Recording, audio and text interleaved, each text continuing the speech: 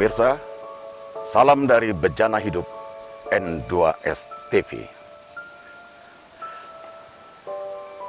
Kalau suatu ketika kita berjalan ke Taman Marga Satwa, atau orang-orang dulu mengatakannya kebun binatang, apa yang akan kita lihat? Tentulah koleksi hewan-hewan yang dikelola oleh pengurus Taman Marga Satwa. Mungkin terlihat di sana hewan-hewan seperti unggas atau hewan melata, bahkan ada juga koleksi hewan-hewan buas. Termasuk di sana hewan-hewan yang tidak kita temui di tanah air. Artinya hewan-hewan yang didatangkan dari negara luar seperti India, Afrika, Eropa, dan lain-lain. Dari seluruh koleksi hewan-hewan itu, pemirsa, kemudian apa yang terlihat kalau kita secara runut berjalan dari satu lokasi, dari awal lorong sampai ke ujung, kemudian pindah lagi ke lorong yang lain dari awal sampai ke ujung? Ya, benar, ada kurungan.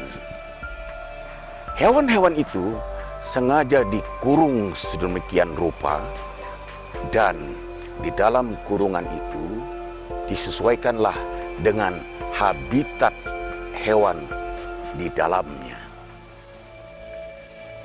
Hewan-hewan dikurung, artinya dalam kurungan. Artinya lagi, pemirsa, di kerangkeng. Nah, sampai di sini akan muncul pertanyaan. Kata kerangkeng adalah satu lokasi atau satu tempat untuk memang mengurung. Kalau di Taman Marga Satwa, jelaslah hewan-hewan yang dikurung atau hewan-hewanlah yang dikerangkeng.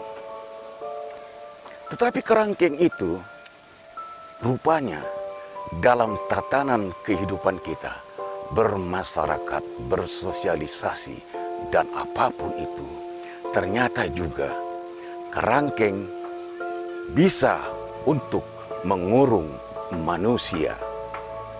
Manusia dalam kerangkeng. Mengapa bisa terjadi seperti itu, pemirsa? Masalahnya tentu bermacam-macam. Di luar sana kita lihat banyak orang-orang yang akhirnya terjebak dalam perilaku, sikap, kinerja, bahkan hanya dengan bicara, akhirnya masuk kurungan di kerangkeng. Apa yang dapat kita ambil dari kondisi di luar sana itu, pemirsa? Kita bandingkan dengan diri sendiri, dikurung dan dikerangkeng. Maka pemirsa, kalau kita lihat kondisi tubuh manusia, bukankah ada organ-organ dalam seperti jantung, hati, paru-paru, ginjal, dan lain-lain?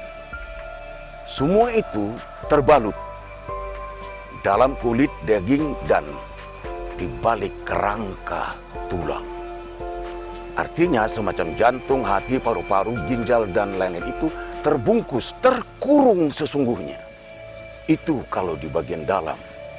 Kemudian di bagian kepala ada otak, ada lisan untuk berbicara, dan lain-lain. Sesungguhnya semua itu terkurung. Tetapi kita lihat situasi dan kondisinya hari ini. Oleh karena sesuatu masalah, oleh karena sesuatu kejadian, maka hal-hal yang semestinya secara budaya hidup kita kurung, kita kerangkeng di dalam, tetapi oleh karena hidup itu tadi secara tak sadar dikeluarkan. Misalnya, ucapan. Hari ini banyak ucapan-ucapan yang di luar batas norma dan tatanan hidup berbudaya sebagai manusia tentunya. Maka ujungnya dari bicaranya dan bahkan bicara yang ditafsirkan melalui jari-jarinya sesuai dengan kemajuan teknologi informasi hari ini, akhirnya terkurung di kerangkeng. Begitu juga sikap, perilaku, tindakan, dan lain-lain yang semestinya kita kurung, kita batasi, katakanlah kita kerangkeng. Semacam apa? Ya, tindak kriminal, perilaku penipuan, korupsi, atau pemerkosaan, pembegalan, dan lain-lain. Artinya apa, pemirsa? Semua sikap perilaku yang ada dalam diri kita itu semestinya memang benar-benar kita kurung sedemikian rupa dan kita pergunakan pada saat yang tepat, tempat yang tepat, dan kebutuhan yang benar.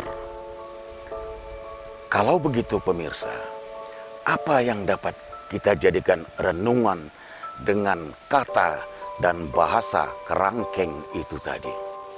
Artinya, dalam menjalani hidup ini, kita punya risiko. Apapun yang kita lakukan, apapun yang kita bicarakan, apapun yang kita sampaikan, jelas akan punya risiko. Kalau tidak untuk orang banyak, mungkin untuk keluarga, dan mungkin untuk diri sendiri. Pemirsa, di luar sana, pintu kerangkeng senantiasa terbuka. Semoga menjadi renungan. Terima kasih telah menyaksikan Bejana Hidup hari ini. Salam dari saya, sampai jumpa.